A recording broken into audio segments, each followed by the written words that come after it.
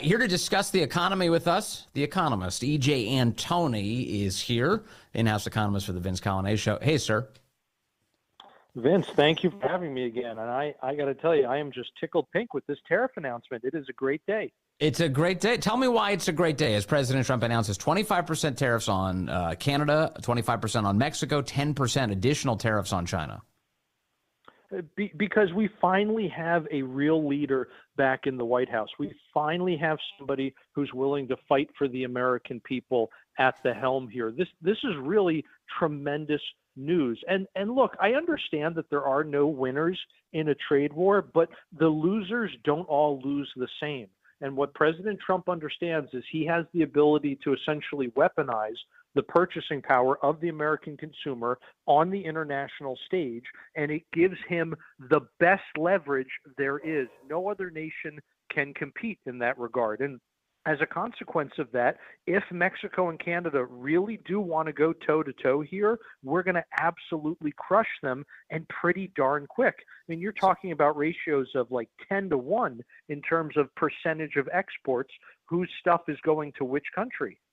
You know, you heard the president describe the trade deficit as one of the rationales for why he's doing this. I know the reporter asked, is there anything they can do to relieve these new numbers, these tariffs? The president said no, although I sort of think that if Mexico and Canada were to dramatically increase the amount of American exports, in our case, imports in their case, that they buy, that President Trump would look favorably on that. Do you think that's part of the strategy? I'm sure it is, Vince. And look, one of the things, and this is frankly somewhere, now I'm doing the weave, this is somewhere where I depart from a lot of different economists, because I think they're not seeing the forest for the trees.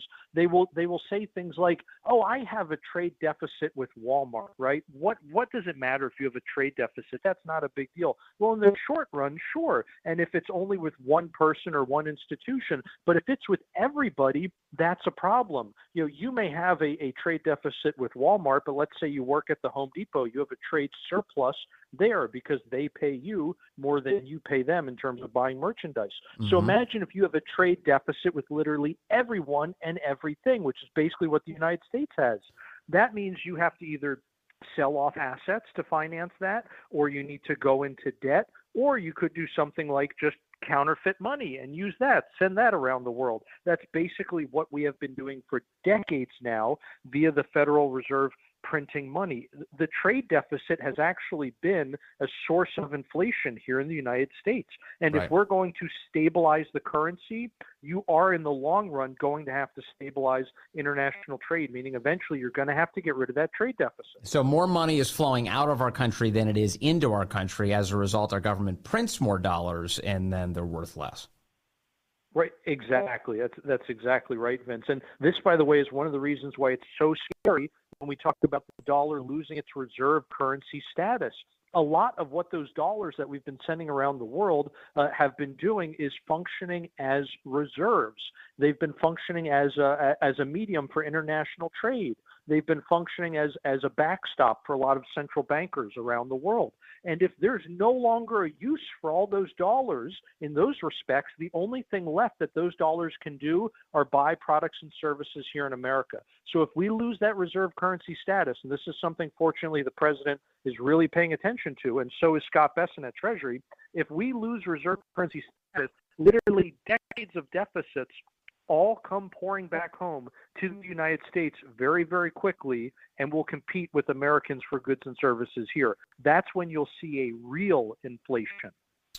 On CNBC right now, basically they're saying that the Dow has closed 300 points down today, and they're attributing this to a bit of a stock market shudder to the tariffs. Dow closes 300 points lower Friday as White House says tariffs will start Saturday.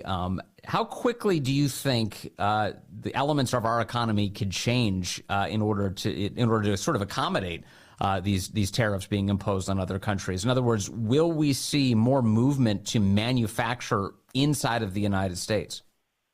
I think that's exactly what we're going to see. Now, in terms of how long is it going to take, that's really going to vary a lot, sector by sector. And I'm hoping that it gets sped up, though, with the president's deregulatory agenda. We forget that a big reason why we have had so much corporate inversion where businesses leave the United States and decide to produce not here and not employ Americans, but to produce overseas and employ foreigners. A big reason why they do that is because of the huge regulatory compliance costs here in the United States, where a manufacturing worker may make $50,000 or $60,000 a year, but then the employer has about $50,000 or $60,000 of regulatory costs also impose.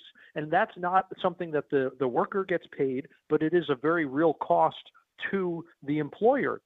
So it's part of this carrot and stick approach, I think, Vince, where we're simultaneously going to make the United States the most competitive place in the world to make anything and to employ anyone, but we're also going to make it more expensive to not make stuff here. Well, additionally, the president hasn't been shy about the fact that he wants to reform the tax code to incentivize companies to come to the United States and produce their goods and services here. So this is not the only punch that President Trump is going to throw on this subject. That's exactly right. And I think the long game here is to basically slowly whittle down that tax code to literally nothing. It is not an exaggeration to say that the end game here is the elimination of the federal income tax. And people may think that that's far-fetched. They may think it's ridiculous. But you know what? It is certainly possible. And it's what we had during our golden age, which President Trump repeatedly references and says that he wants to get back to that period in time. Right. He wants to get back to a time when we didn't have an income tax and the government was funded solely by what? By tariffs. Right, ahead of 1913 and the 16th Amendment, the invention of the income tax, the federal income tax. And he likes to cite quite often President William McKinley, who I'll also point out was a Republican president who was shot, but he was killed in that assassination. But that's a guy whose economy was thriving. And you've got President Trump saying, I don't think it's a bad thing to look back on that and say we can get back to it. Right, exactly. And I will say another thing that McKinley did, which I think is an interesting parallel here, Vince, is the fact that he bestowed, you might call it a new kind of legal status on the gold standard. It pre-existed McKinley, but it was really cemented in a different way under McKinley. And the reason that was done was to help arrest the panic that was stemming from the potential devaluation of the dollar from things like the Sherman Silver Purchase Act and other measures that were literally just attempts to debauch the currency, to devalue it in order to lighten the debt loads of people that had a lot of money that they owed. Yes. Some of that had to do with the number of people who were farming at the time. So how does President Trump get the currency problem under control? Because right now, as you have pointed out with a lot of frequency, we have printed out way too much money, or as you put it earlier in this conversation, we've been counterfeiting the American dollar, and that's at the expense of all of us. We don't have a gold standard. That's not how our currency operates. So how does President Trump get control of the currency? Well, unfortunately, the Fed are the ones who control the currency. And so if you want control of the currency, you got to get control over the Fed. Now, I do think there are a lot of different ways that you can remove a Fed official. I should say there's only one way right now to remove them, and that's for cause. But what I mean to say is that I think you have a lot of causes for which to remove those different Fed officials, not the least of which is the fact that they completely screwed up when it came to COVID and the years following, right? They gave us this 40-year high inflation. Then they gave us the fastest interest rate increases in 40 years. They caused countless banks across the country to become insolvent. Banks still have hundreds of billions of dollars in losses on their balance sheet. The Federal Reserve itself has over $1 trillion in unrealized losses. The Fed itself has lost $220 billion at this point. So all of those things are objective, but I think you can at some point make the argument, well, you know, they were doing the best they could, or they had these different indicators that told them they were doing the right thing, whatever the case. Here's one real clear thing, though, that I think can nail them to the wall on. They are actually funding the Consumer Finance Protection Bureau illegally today, because that organization does not get its appropriations from Congress. Instead, they take them from the profits at the Fed. But as we've mentioned many times on your show, the Fed hasn't turned a profit since I think the fall of 2022. Let me pause. Wait, let me slow this down because I want people to understand it, and I want to understand it most importantly. The Consumer Financial Protection Bureau is Elizabeth Warren's brainchild inside of the federal government. But as you're laying out for us, that it is not funded through congressional appropriations. It is funded from what you just referred to as profits from the Federal Reserve. Do I have that right? That's exactly right, Vince. And usually what happens is the Fed makes money by its operations, and it sends those profits, what we call remittances, to the Treasury. That's part of the Fed's charter. So yes, the Fed makes money, but it has to hand that money right back over to the Treasury after it pays its operating expenses.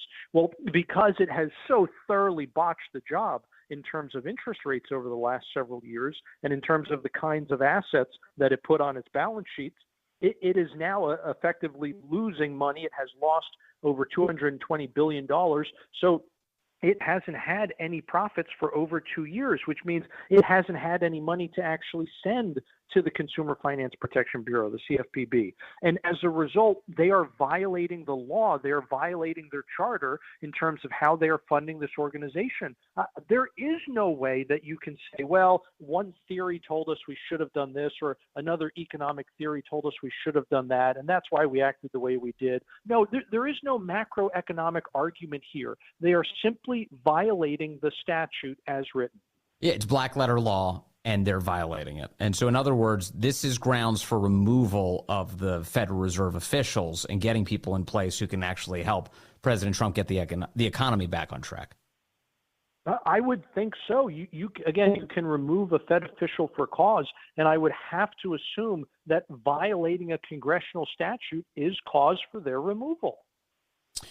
EJ Antoni, always great to talk to you, sir. The in-house economist of the Vince Coglianese Show, economist at the Heritage Foundation. Thank you very much for your wisdom, as always.